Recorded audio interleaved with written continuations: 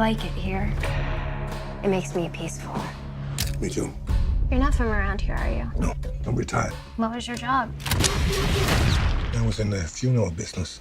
Huh. As you know, we manage the investments of our employees. If a former agent dies after retirement, their $8 million goes back to the company.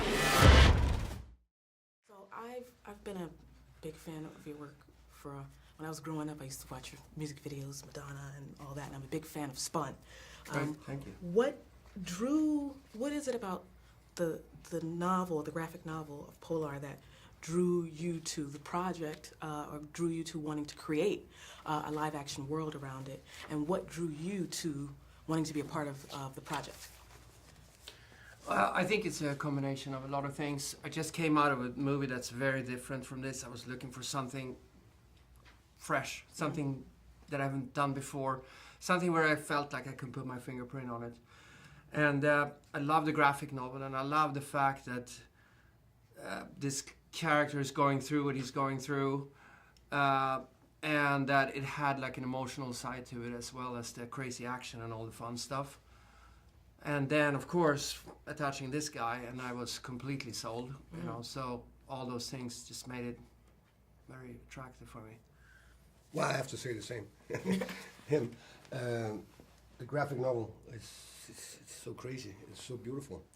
It's 3 colors. It's black, white, and red. Red. And that's it. And within there's insanity. And trying to put that on a big screen is quite a challenge without using the cartoon style. Right. So, but obviously he had a lot of ideas how to make these crazy characters become part of a real world, right? And then this character is interesting. I mean, we all dream of when we're little kids to be that cool guy. Yeah.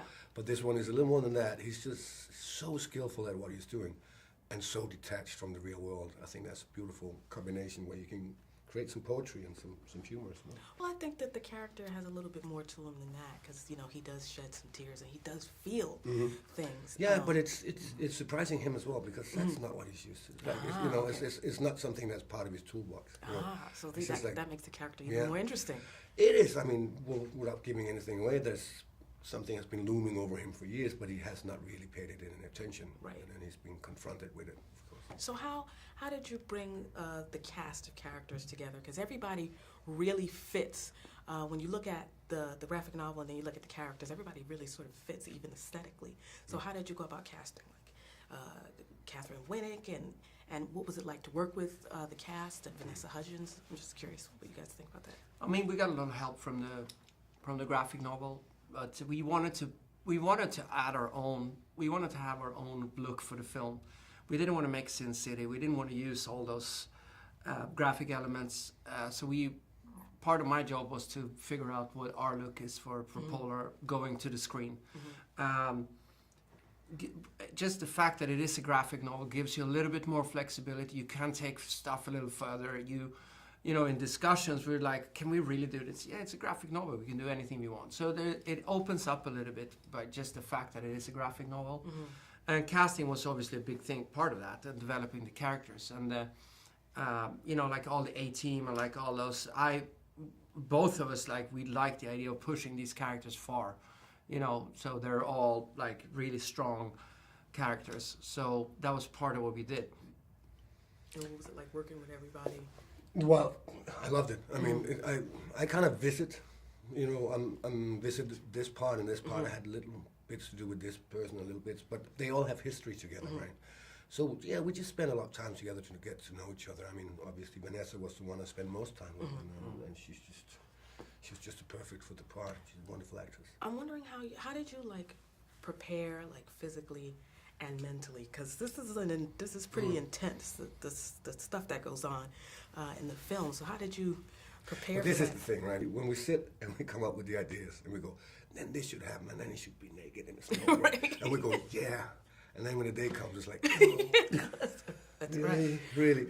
But that's the thing. We have to be, over the moon with the ideas we come up with. And then we know it's going to be painful when we're doing it. But we have to take that out of the equation when we come up with the ideas, right? Right. But the rest is just hard work, get up early, start working out. We didn't want him to be the most fittest man in the world. We wanted him to be heavy, and we wanted him to be precise, but not a walking machine. He's not. He's something else. Right. Awesome. Thank you so much for talking with the playlist, and I look forward to everybody seeing what Polar has to bring to the table as far as action genre. You tried to kill the Black Kaiser And kidnap his cute little neighbor. We should pay him so we don't have to look over our shoulder for the rest of our lives.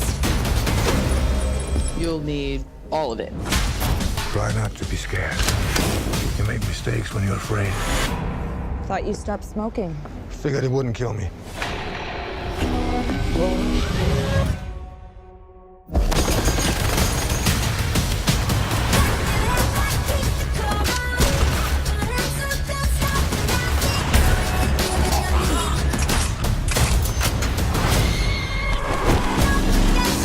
Why are you doing this?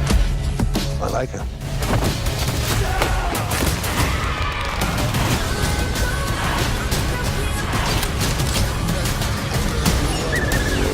You're not a good man, but you're doing a good thing.